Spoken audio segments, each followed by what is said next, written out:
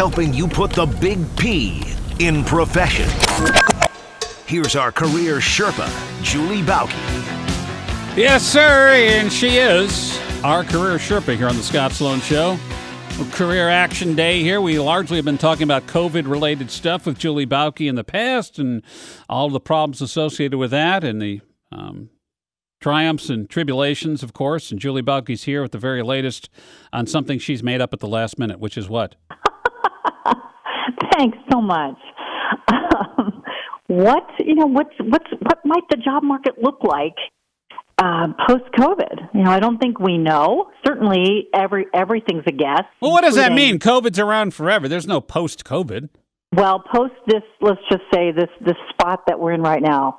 What's the market going to look like? And I'm not sure that we know what anything's going to look like, but there's certainly some things we can safely. Well, let me start with this. Don't you think that the market will look like eerily similar to what we're looking right now? Because it doesn't seem like masks are going to go away, social distancing and all of those things are going to go away anytime in the near future, or even after vaccine. It's going to take a while for that to get us herd immunity. So this is the new. What does it? I mean, that's a great question. There's jobs that are going away and jobs that are, like, for example, if I was a salad bar technician, I'm guessing that my days of being a salad bar technician are probably over. Or buffet. Yeah, absolutely. So there are certain things that, like buffets, that will probably never come back. There are going to be certain, restaurants and hotels and airlines and rental car companies that will never come back. So a lot of those industries will constrict because the demand won't be there. So I was thinking about this. I'm like, okay, so cars. So if we are all driving less. Most people are driving less. Okay, so does that mean the demand for auto repairs and that kind of stuff will go down? No, because people will hang on to their autos longer, and because there'll be less air travel, people will be driving more. So there'll be some contraction, expansion, and just some change. There will just be maybe the demand for autos will not change, but it'll just look different. So I think that's going to be the case in a lot of industries that we're in. Yeah. I was in prep for this, I was talking to our mutual buddy, Todd Feaster, about, who's a part of what he does is, he represents franchises. And I said, how's your business? He said, it's going nuts. Yep. I said, really? I said, what kind of businesses are people buying into? Because clearly the reason his business is going nuts is because people are looking at it saying, yeah, the old thing I did is either going away or I don't want to go back to it. Okay.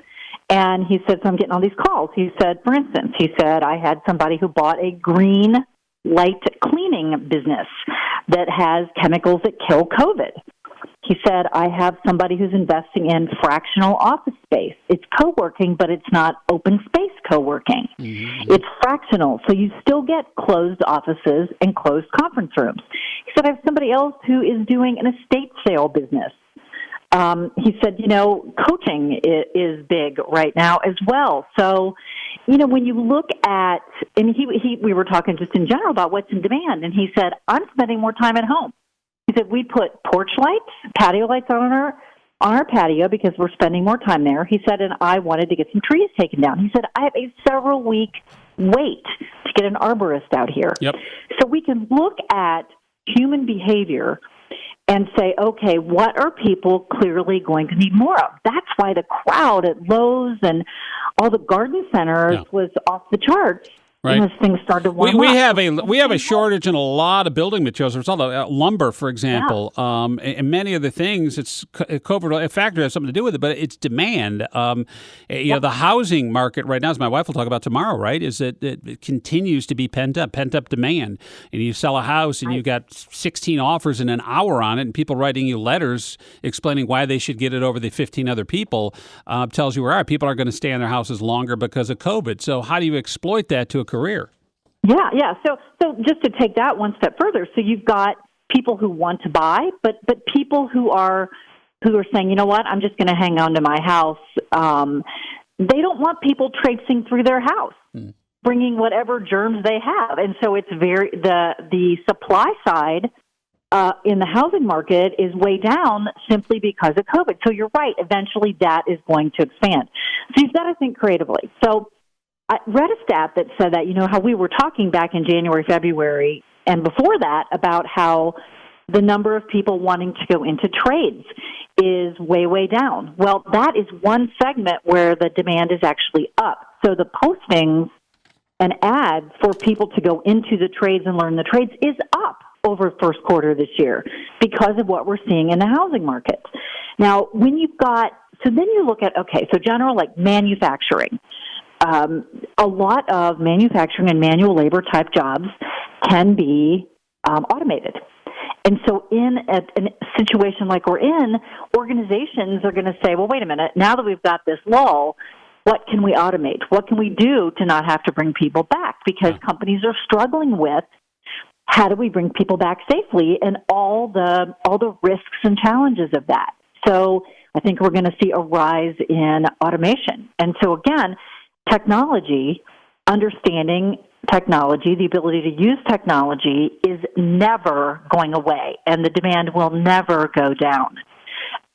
Things like mobile marketing, work from home sort of marketing, getting people to buy your stuff. Yep. There's an engine behind that.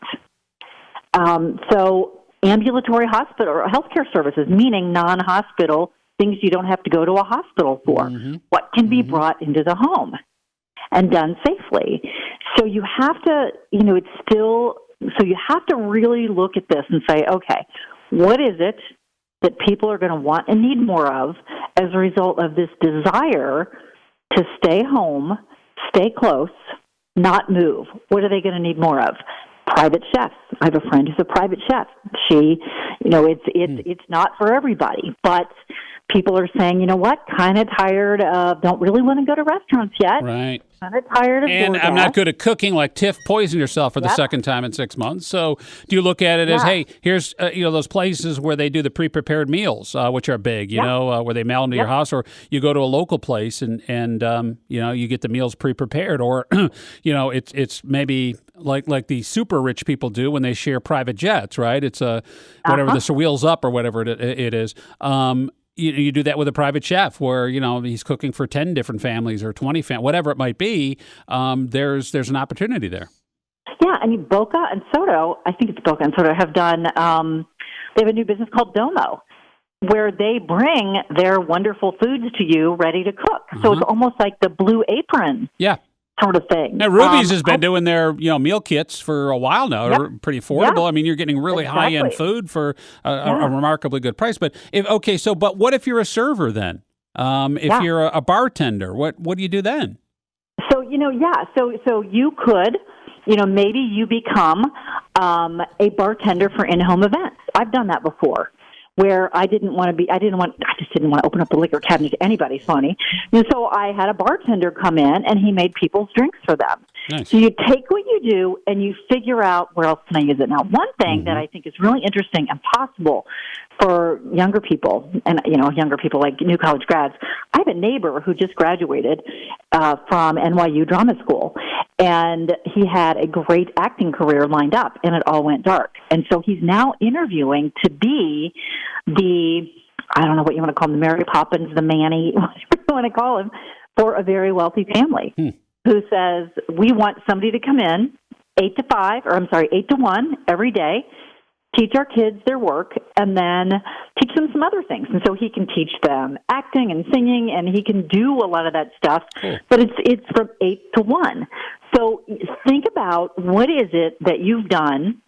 What is it you're good at? What have people hired you to do? And think about how else and where else can I do it? And then start putting feelers out. Right. Because everybody out there who's been a server, who's been a waiter, a bartender, there's another way for you to use your services for what you do, or to pivot slightly and create a new demand. The demand is still out there. We still have a shortage of people to do the amount of work. It's just pivoting. It's just shifting in terms of what's the stuff that needs to be done. So we have to be creative. Yeah, so COVID was a huge catalyst for change. It was a game changer, and destructive in nature too, because it ruined a lot of things. But in its wake, it's always going to leave more opportunity, and you have to also be like-minded and go, okay, how do I take what I do and pivot that into something else? Now, not everyone is going to be able to do this, but there's also careers that are going to open up in different fields or different areas that we don't know yet because of COVID, and that's the nature of change. When you have a change agent like this pop in, you're saying that's what winds up happening is all of a sudden the old rules don't apply, and it's almost like a reset, and first to market is going to be the first one to profit the most. Yeah, and we've talked before about the proliferation of really high-quality online training programs. And so, you have the opportunity to retrain yourself in something else, and like never before. Another thing is talking about online retail sales from April 19 to April 20 went up 49%. Yeah. And so look at online retailers. Companies that only operate online and don't have brick and mortar, they still need everything except boots on the ground in a brick and mortar store. They need marketing. They need IT. They may need sales. They need customer service. They need logistics and transportation. It just looks different. So look for the trends, and there's a ton of information online about that, and say to yourself, which of these things could I see myself doing, and then how do I get there? That's pretty cool. And it may not be for you. It could be a loved one, a spouse, a boyfriend, girlfriend, a relative, neighbor, whoever it might be is maybe in this situation. We all know someone who's impacted like this. You may still be working, but what about a spouse or a neighbor or a friend? And that's useful information for them, because basically what you're saying, Julie, is we had the advent of the gig economy where people have side hustles, right? You're picking up gigs here and there. The COVID thing is actually sounds like it's making it it's intensifying the gig economy. There's going to be more opportunities than ever before, and you're going to have to cobble together a bunch of different things in order to provide for yourself. Is that what you're saying?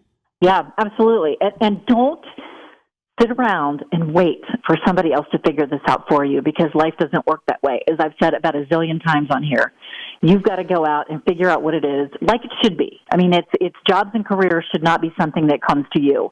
You need to figure out what you're good at, what people come to you for, what you think people might pay you for, and figure out how do you make a career out of it. I think for a lot of people, this is going to be the best thing that ever happened to them, just like there's a lot of people it'll be the worst. And a lot of it is, how you reach out and grab it. Yeah, and the final piece, and we don't have time to talk about, though, is I think it's a big one for everybody, especially the older you get, is healthcare. See, that's the thing with the gig economy. Oh, my God. How do I handle healthcare? Yeah, right? Maybe I'll save that for a different day. It's because how many people want to do that and go, man, I would love to just do. I know people that go, man, I love driving Uber because I meet different people. Not all of them good, but I just like being my own boss instead of working for the man, and the money's okay, but I'm willing to. But if I didn't have the benefits, I'd do this all the time. Yeah, we have to disconnect healthcare from the workplace. It really makes no sense, and it never has. All the stuff they're talking about with this election coming up, and do you hear any talk about healthcare outside of COVID? Yeah. Right? There's got to be a way to divorce what you do for a living and your benefits. And I'm not saying it's got to be, socialized medicine by any extreme, but there's a way to do this and make it easier for people to go, listen, I'm only working this job that I hate because of the benefits for me and my family. I would love to do so. It'd be so much better for the economy, wouldn't it? It would be. Yes. We're marching toward that, like you said. I mean, people are going out and starting their own things, and for a lot of people, it's a luxury because they have a spouse that has good health care. Mm-hmm. And it shouldn't be like that. So, I hope we get there. It may not be in our lifetime, but, I certainly hope we get there. Yeah, it's not very efficient is the problem. We talk about market efficiencies. Julie Bauke, that's Julie Bauke, Bauke, thebaukeGroup.com. She's Cincinnati's premier career coach. So if you're looking to make that transition or having that midlife career crisis, she's the one to talk to about this, too, doing her podcast and everything else. We talk every Wednesday morning at this time. Julie, thanks again for the insight. As always, good stuff. Appreciate it. Be well.